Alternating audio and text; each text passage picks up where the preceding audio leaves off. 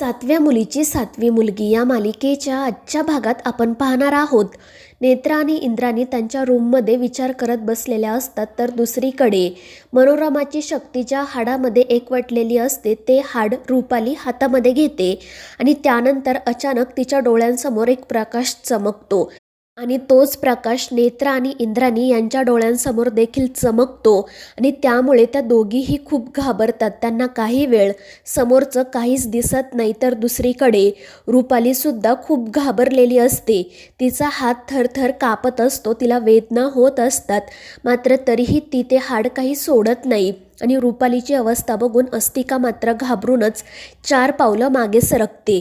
तर दुसरीकडे नेत्रा आणि इंद्राणीला खूप अस्वस्थ वाटत असते. त्या दोघींना धड स्वतःच्या पायावर उभंही राहता येत नाही. नेत्रा चुकून खाली पडते, तर अद्वैत पटकन तिच्या जवळ येतो. नेत्राची अवस्था बघून तो खूप घाबरतो आणि तिला काय होत आहे ते विचारतो, पण नेत्राच्या तोंडून शब्द काही फुटत नाही आणि मग अद्वैत तिला उचलून बेडवर बसवतो. तर दुसरीकडे इंद्राणीची सुद्धा तीच अवस्था असते. आपल्यासोबत नक्की काय घडलं आहे हे तिलाही समजत नाही. तर इकडे रूपालीला त्रास होत असूनही ती ते हाड हातात धरूनच उभी असते आणि शेवटी अस्तिका तिच्या हातून ते हाड काढून घेते आणि खाली फेकून देते. त्यानंतर रूपाली शांत होते. तर दुसरीकडे अद्वैत नेत्राला विचारत असतो की नेत्रा, काय झालंय, प्लीज मला सांग, तुला काही त्रास होतोय का? त्यावर नेत्रा म्हणते की साहेब, खूप अस्वस्थ वाटत आहे, असं वाटते की काहीतरी घडणार आहे. तर अद्वैत तिला धीर देत म्हणतो की नेत्रा, काहीही घडू दे, मी कायम तुझ्या सोबत आहे. आणि ते ऐकून नेत्रा रडतच त्याला मिठी मारते. तर दुसरीकडे अस्तिका रूपालीला म्हणत असते की हे त्रिनयनेचं काहीतरी षडयंत्र आहे. तिने तुमच्यावर हल्ला केला आहे, तुमच्यावर ताबा मिळवण्याचा प्रयत्न केला आहे आणि त्यामुळे रूपाली खूप चिडते. तर अस्तिका तिला सांगते की ही सगळी हाडं तुम्ही लांबवर फेकून द्या, आपल्याला यातील काहीच नको. आणि त्यावर रूपालीसुद्धा चिडून हो म्हणते, पण त्यानंतर ती अस्तिकाला सांगते की माझ्यावर हल्ला करणं एवढं सोपं नाही, तू जा इथून, यामध्ये पडू नको, मी बघते काय करायचं ते. आणि त्यामुळे अस्तिका तेथून निघून जाते. तर रूपाली पुन्हा ते हाड हातात घेत म्हणते की त्रिनयने, तू माझ्यावर हल्ला केला ना, आता मी तुझ्यावर प्रतिहल्ला करणार. त्यानंतर दुसऱ्या दिवशी इंद्राणी किचनमध्ये जाते. काल रात्री जो प्रकार घडलेला असतो ती त्याचाच विचार करत असते.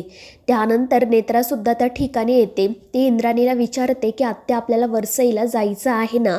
पण इंद्राणी काही उत्तर देत नाही आणि त्यामुळे नेत्रा काय झालं आहे ते विचारते. त्यावर इंद्राणी म्हणते की नेत्रा, काहीतरी घडलं आहे, पण नक्की काय तेच कळत नाहीये. आणि मग ती नेत्राला सांगते की काल रात्री एक विचित्र प्रकार घडला, माझ्या डोळ्यांसमोरून एक प्रकाश चमकून गेला, खूप भयंकर होतं ते, मला काय करावं ते सुचत नाही. आणि त्यावर नेत्रा म्हणते की आत्या, हे काल रात्री माझ्यासोबत देखील घडलं आहे. आणि ते ऐकून इंद्राणीला धक्का बसतो आणि मग त्या दोघी हा सगळा नक्की काय प्रकार असेल याचाच विचार करत असतात. आणि मग नेत्रा म्हणते की आत्या, आधी आपण वरसईला जाऊ, कदाचित तिथेच आपल्याला या प्रश्नाचं उत्तर मिळेल. आणि त्यावर इंद्राणीसुद्धा हो म्हणते. तर दुसरीकडे शेखर ऑफिसला जाण्यासाठी तयार होत असतो. रूपाली मात्र झोपलेली असते आणि त्यावेळी शेखरचं तिच्या हाताकडे लक्ष जातं. रूपालीच्या हातावर एक चिन्ह असतं, त्यामुळे शेखर जवळ जाऊन ते बघतो आणि ते चिन्ह बघून त्याला आश्चर्य वाटते, कारण ते त्रिनयना देवीचे चिन्ह असते. आणि मग शेखर पटकन त्या चिन्हाचा फोटो काढतो. तेवढ्यात रूपालीला जाग येते, तर शेखर पटकन तेथून निघून जातो. दुसरीकडे अस्तिका रूपालीने सांगितल्याप्रमाणे घरात थांबायला तयार होते, त्यामुळे अद्वैत नेत्राला खूप आनंद होतो. ते दोघेही अस्तिकाचे आभार मानतात. तर अस्तिका म्हणते की खरं तर मीच तुमचे आभार मानायला हवेत, मी घरात असताना सुद्धा आजींचा मृत्यू झाला आणि याला मीच कारणीभूत आहे, मात्र असं असूनही तुम्ही मला या घरात थांबू दिलं, हा तुमचा मोठेपणा आहे. आणि त्यावर अद्वैत तिला सांगतो की अस्तिका, असं नाही आहे, जे काही घडलं त्यात तुमची काहीच चूक नव्हती, तुम्ही जरी त्या ठिकाणी असता तरी काही करू शकला नसता. तर नेत्रासुद्धा तिला सांगते की अस्तिका, आता तू इथेच थांब, तू कुठेही जायची गरज नाही आहे. त्यावर अस्तिका म्हणते, हो, आता मी त्या नागाला पकडल्याशिवाय कुठेही जाणार नाही. काल मी माझ्या आईसोबतही बोलले, तर तिने मला सांगितलं की जे काम हातात घेतलं आहे ते पूर्ण करूनच परत ये. आणि ते ऐकून नेत्राला आनंद होतो. तर अस्तिका हसतच तेथून निघून जाते. तर अद्वैत नेत्राला म्हणत असतो की मला खात्री आहे ही अस्तिका नक्कीच त्या नागाला पकडणार आणि ती घरात असल्यामुळे घरातल्यांनाही सेफ वाटेल. आणि त्याच वेळी शेखर त्या ठिकाणी येतो आणि तो नेत्रा अद्वैतला रुपालीचा फोटो दाखवतो. तर दुसरीकडे रुपालीसुद्धा तिच्या हातावरील चिन्ह बघते आणि त्रिनयनेचं चिन्ह आपल्या हातावर कसं आलं असा तिला प्रश्न पडतो.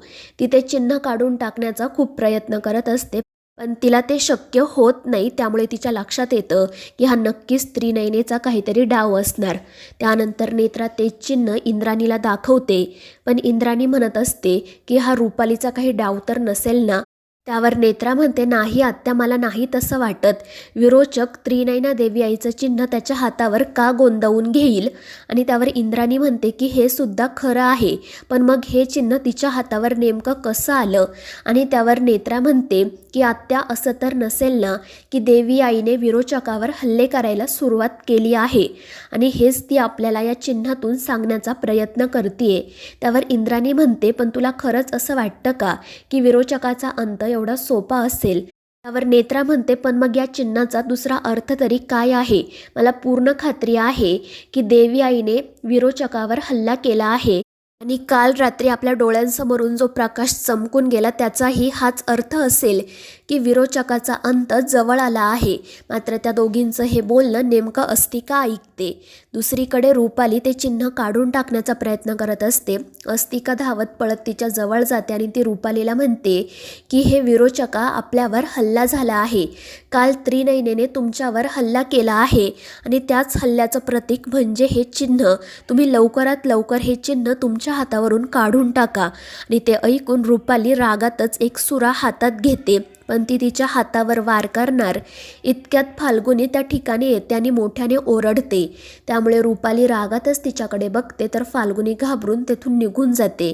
तर रुपाली हसतच म्हणते, बघ अस्तिका, याला म्हणतात विरोचकाचं भय. इतरांना विरोचकाचं भय असतं, विरोचकाला कोणतंही भय नसतं. त्रिनयनेने माझ्यावर हल्ला केला ना, ठीक आहे, आता मी सुद्धा तिच्यावर प्रतिहल्ला करणार. बघू तिच्या लेकी काय करतात ते. तर मित्रांनो, या मालिकेच्या पुढील भागांच्या अपडेट्ससाठी आपल्या चॅनेलला सबस्क्राईब करा.